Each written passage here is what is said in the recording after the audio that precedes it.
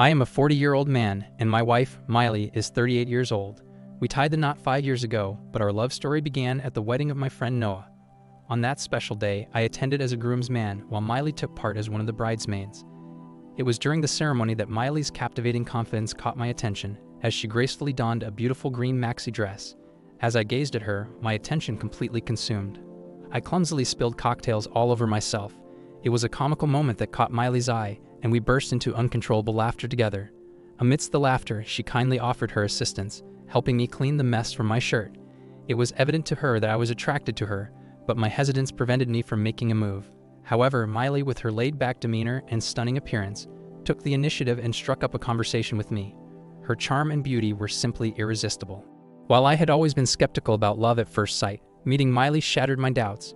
From the moment our eyes met, I knew she was the one for me. As our relationship blossomed after Noah's wedding, Miley extended an invitation for me to meet her parents. It was during this time that our commitment deepened, and we realized we wanted to spend our lives together. However, our journey faced a hurdle when Miley's father expressed his concerns about our relationship. He held a strong desire for his daughter to marry a wealthy businessman, which posed a challenge for our union. During my visit to their home, I was taken aback when Miley's father had the audacity to belittle me, referring to me as an average man. He went on to insult my financial standing, expressing his disapproval of his daughter marrying someone who he deemed to be earning insufficient income. It was a hurtful moment as he compared my modest earnings to Miley's remarkable beauty, likening her to a Hollywood actress. Despite the fact that I held the position of a brand manager at a reputable marketing agency and was earning a respectable income, his shallow and demeaning remarks provoked my outrage. In response, I firmly stood my ground, expressing my disappointment and reminding him that true worth extends far beyond material wealth. Due to the man's overwhelming narcissism, Miley adeptly handled the situation, demonstrating her loyalty by standing by my side and confronting her father. With her unwavering support, Miley chose to leave her parents' house and embark on a new chapter with me. Merely a week later, we organized an intimate ceremony to celebrate our union and exchange vows, bringing us great joy. Having such an understanding and encouraging partner as my wife filled me with immense happiness, particularly as Miley deliberately chose to invite her mother alone, omitting her father from the guest list. Our initial year of marriage overflowed with bliss and contentment. Nevertheless, as our journey progressed, I began to observe certain traits in Miley that mirrored those of her father. Growing up, her parents had showered her with abundant love, leading to a sense of entitlement within her. She frequently insisted on being treated like royalty, expecting unwavering obedience to her desires. Any disagreement I expressed was promptly dismissed as a mere dispute, as she held an expectation for me to comply with her every demand without hesitation or inquiry. During our furniture shopping for our home, I found that Miley had little regard for my opinions. My suggestions were consistently overlooked, and when I expressed my preference for white sofas over the green ones, she blew the situation out of proportion. Her tendency to become upset and throw tantrums over seemingly trivial matters became evident. On one occasion, I mistakenly purchased chocolate ice cream instead of her beloved blueberry flavor, which led Miley to burst into uncontrollable tears. It became apparent that she was unaccustomed to hearing the word no in her life. With no job or career, she dedicated the majority of her time to socializing with friends and indulging in shopping expeditions. I came to the realization that Miley had inherited her father's traits, but I was not prepared to surrender or blindly comply with her demands. I made it clear that as a married couple, I had the right to express my opinions, and I expected her to exhibit maturity if we were to build a successful marriage. I conveyed that without mutual understanding and respect, our marriage would be untenable. Miley was taken aback by my assertion, since she had never encountered the word no before. Overwhelmed with emotion, she sobbed and sincerely pledged to modify her behavior. Although it was an unfamiliar experience for her, she was determined to make an earnest effort because she professed a deep love for me. Recognizing that her father bore responsibility for her spoiled demeanor, I chose to grant her an opportunity for growth, driven by my own love for her. Miley began taking gradual steps to demonstrate her commitment to patience and kindness towards me. She secured a part-time job and enrolled in a course, showcasing her willingness to take responsibility and contribute to our lives, rather than spending her days socializing with friends. She made the effort to accompany me when we met our mutual friends, Noah and his wife, Emily. While Emily had been Miley's childhood friend, she starkly contrasted with her in terms of personality and demeanor. Miley's childhood friend, Emily, presented herself as a composed, mature, and intelligent woman, providing a stark contrast to Miley's previous behavior. As Noah was my closest friend, we frequently engaged in collaborative efforts, working on various business ideas together. This led to frequent visits between our households. Through our unwavering dedication and hard work, Noah and I successfully launched our product, which translated into substantial financial gains. As a result, we transitioned from residing in cramped apartments to spacious, comfortable houses, marking a significant improvement in our living conditions.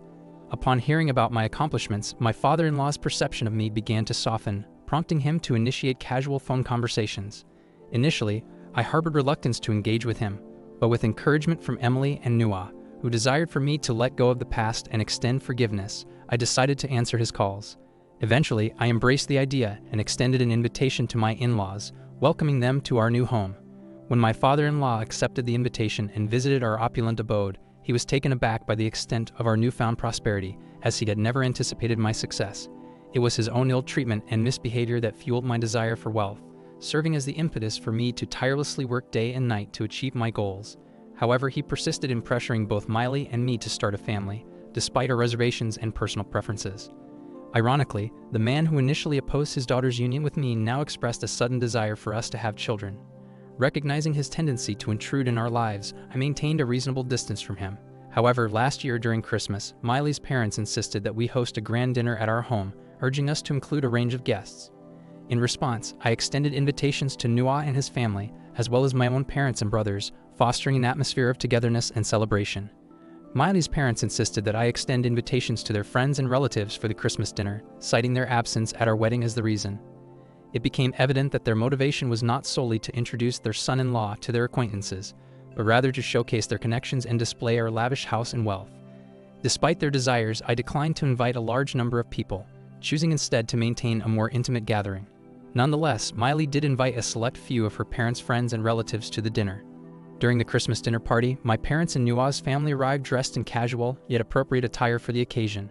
However, I was taken aback when Miley's family appeared in overly formal and extravagant attire, as if they were attending a wedding rather than a casual gathering. To my surprise, friends and relatives of my in-laws began to act as if they were in their own home, dancing and utilizing our space without restraint.